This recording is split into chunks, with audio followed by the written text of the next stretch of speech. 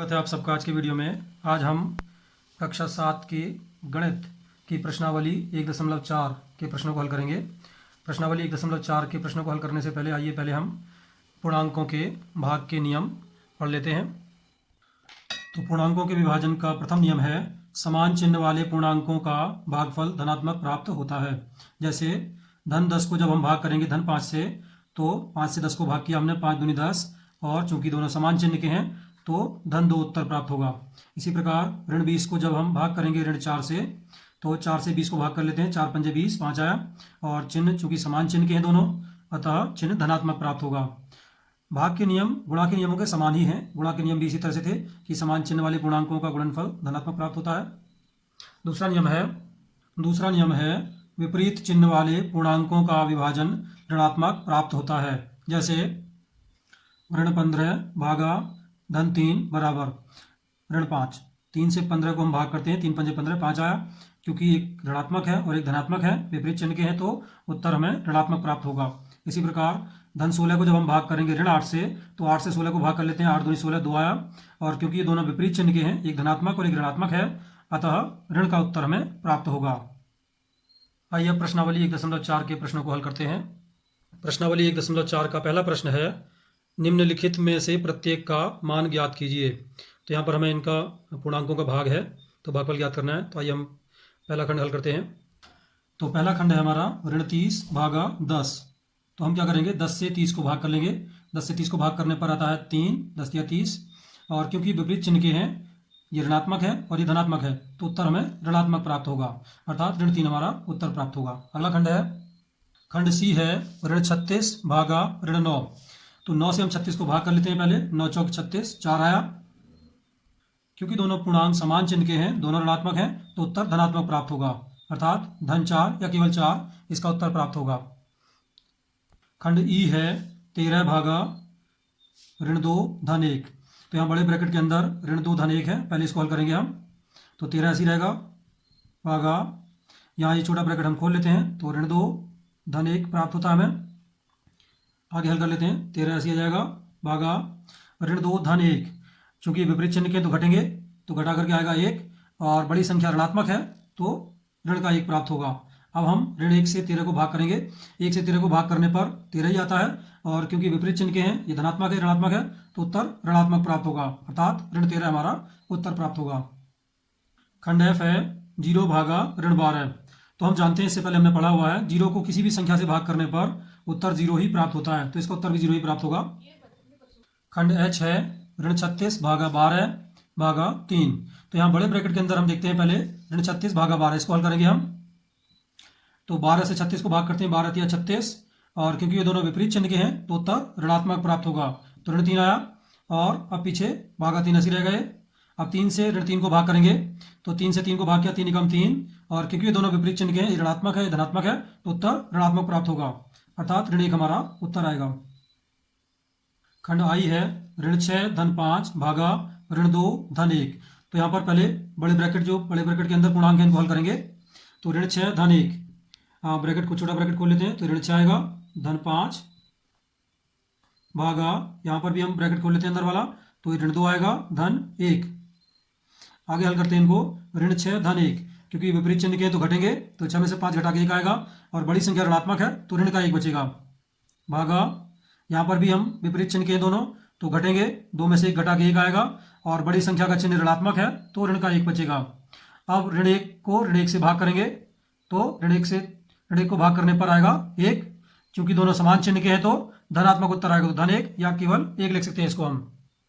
प्रश्न नंबर 2 है ए, बी और सी के निम्नलिखित मानों में से प्रत्येक के लिए ए भागा B plus C is not equal to A भागा बी प्लस ए भागा सी।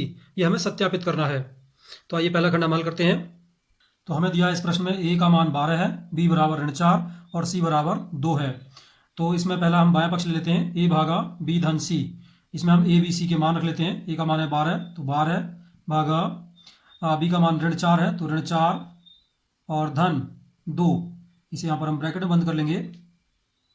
आगे इसको सरल कर लेते हैं अब हम, 12 ऐसे आ जाएगा भागा, ये ब्रैकेट के अंदर पहले इनको हल करेंगे हम, ये छोटा ब्रैकेट खोल लेते हैं, तो ऋण 4 आएगा धन 2, आगे सरल करते हैं, ये 12 ऐसे आ जाएगा, भागा ऋण 4 धन 2, ये विपरीत चिन्ह के तो घटेंगे, तो घटा करके आएगा 2, और बड़ी संख्या ऋणात्मक है तो ऋण 2 आएगा।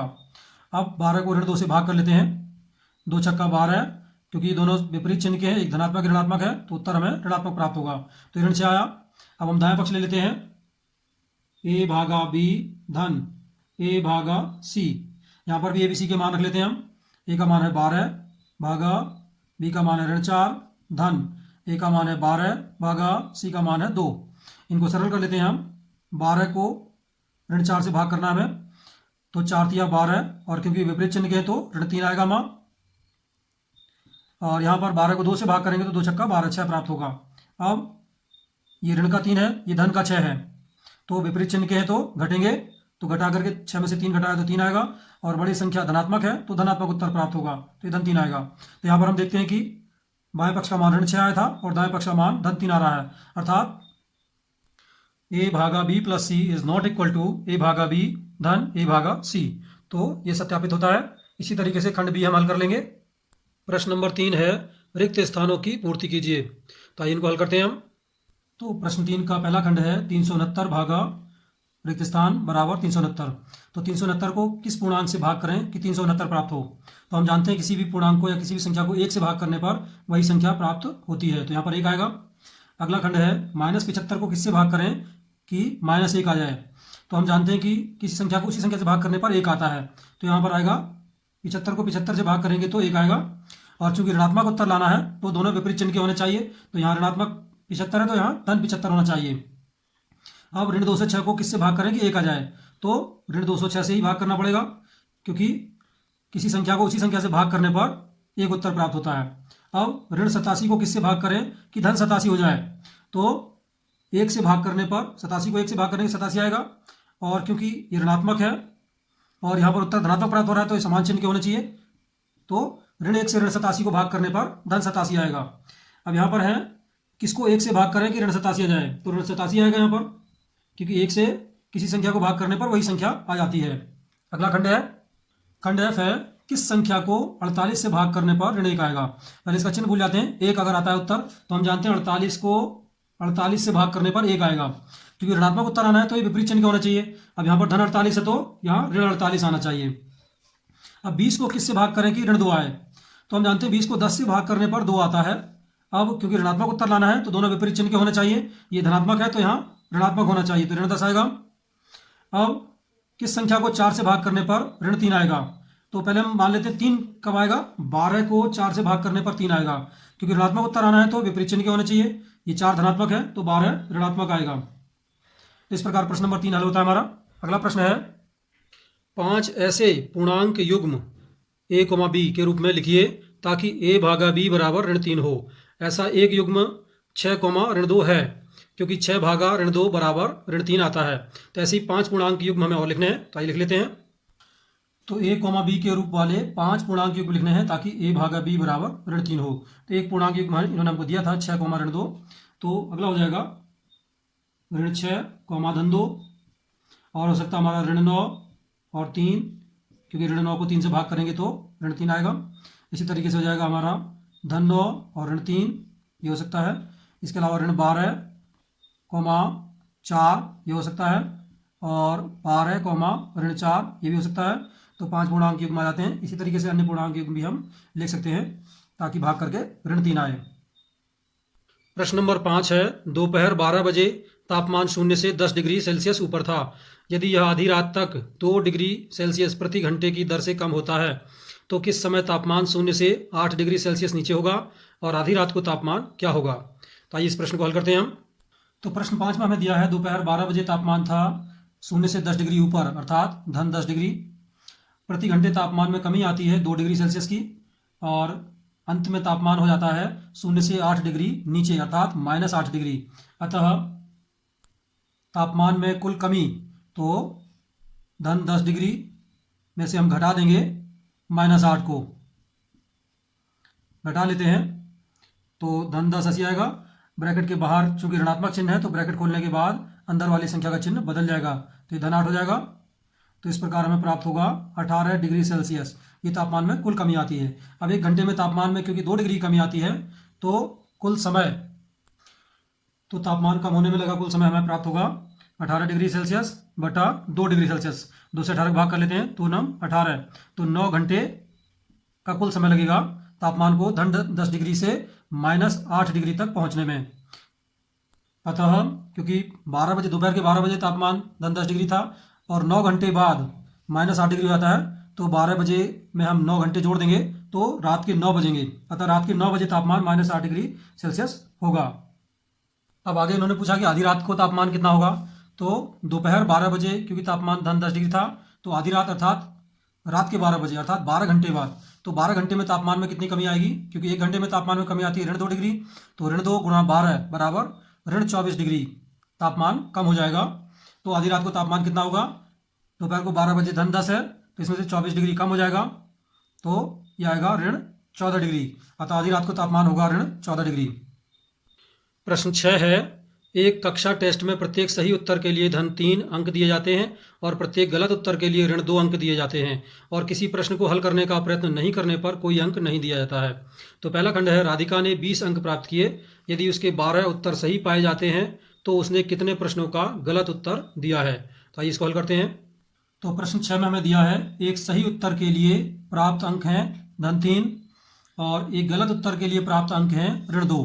अब राधिका द्वारा क्योंकि 12 सही उत्तर दिए जाते हैं तो 12 सही उत्तरों पर कुल प्राप्त अंक होंगे, क्योंकि एक सही उत्तर पर 3 अंक प्राप्त होते हैं, तो धन 3 गुणा 12, 12 3 36, तो ये धन 36 अंक से प्राप्त होंगे 12 सही उत्तरों पर। अब राधिका द्वारा प्राप्त कुल अंक हैं 20, अतः राधिका द्वारा गलत उत्तरों पर प्राप्त कुल अंक होंगे, तो कुल अंकों में से हम सही उत्तरों पर प्राप्त अंकों को घटा लेते हैं, तो कुल अंक हमें 20 प्राप्त होते हैं और सही उत्तरों पर प्राप्त अंक होते हैं 36, तो 20 में से 36 घटा लेते हैं, तो क्योंकि विपरीत चिन्ह के तो घटेंगे, 36 में से 20 घटा गया है 16 और बड़ी संख्या ऋणात्मक है तो उत्तर ऋणात्मक आएगा। अतः राधिका द्वारा गलत उत्तरों पर प्राप्त अंक होंगे -16। अतः गलत उत्तर संख्या होगी, क्योंकि गलत उत्तरों पर कुल -16 अंक प्राप्त होते हैं और एक गलत उत्तर पर ऋण 2 अंक प्राप्त होता है, तो -16 को ऋण 2 से भाग करेंगे तो गलत उत्तरों की संख्या आ जाएगी। 2 से 16 को भाग किया 8 बार, क्योंकि दोनों समान चिन्ह के हैं तो धनात्मक उत्तर आएगा, तो 8 उत्तर गलत दिए हैं राधिका ने। दूसरा खंड भी हम इसी प्रकार से हल कर लेंगे। अगला प्रश्न है, एक उत्थापक किसी खान कूपक में 6 मीटर प्रति मिनट की दर से नीचे जाता है। यदि नीचे जाना भूमि तल से 10 मीटर ऊपर से शुरू होता है तो -350 मीटर पहुंचने में कितना समय लगेगा। आइए इस प्रश्न को हल करते हैं हम। तो हम मान लेते हैं कि हमारा भूमि तल है और भूमि तल से 10 मीटर ऊपर यहाँ से हमारा उत्थापक नीचे जाना शुरू होता है और भूमि तल से नीचे 350 मीटर और जाता है। तो हम देखते हैं कि उत्थापक को नीचे कुल कितना नीचे जाता है, 350 ही हो गया और 10 मीटर ऊपर यहाँ पर, तो इन दोनों को जोड़ करके आएगा तो कुल दूरी हो जाएगी 10 मीटर में से -350 हम घटा देंगे तो इनका दोनों पॉइंट का अंतर आ जाएगा। 10 ऋण 350, ब्रैकेट खोल लेते हैं, ब्रैकेट के बाहर चूंकि ऋणात्मक चिन्ह है तो इसका चिन्ह बदल जाएगा, तो धन 350 हो गया, 350 धन 10 360 मीटर हो गया, तो ये चली गई उत्थापक द्वारा नीचे चली गई कुल दूरी हो गई। अब क्योंकि उत्थापक 1 मिनट में 6 मीटर जाता है, तो 1 मिनट में जाता है 6 मीटर नीचे, अर्थात 360 मीटर नीचे जाने में लगा समय होगा, तो कुल दूरी बटे 1 मिनट में चली गई दूरी, तो 360 मीटर बटे 6 मीटर, 6 से भाग कर लेते हैं, 6 छक्का 36, 6 0 0 और मीटर से मीटर कट जाएगा, तो ये हमारा आ जाएगा 60 मिनट। और 60 मिनट को हम चाहें तो 1 घंटा भी लिख सकते हैं, क्योंकि 60 मिनट में 1 घंटे होते हैं। तो 1 घंटे में उत्थापक -350 मीटर नीचे पहुंच जाएगा। तो इस प्रकार प्रश्नावली 1.4 पूर्ण होती है और जो प्रश्न छूट गए उनको आप स्वयं करेंगे, क्योंकि वो रिपीटेड प्रश्न थे।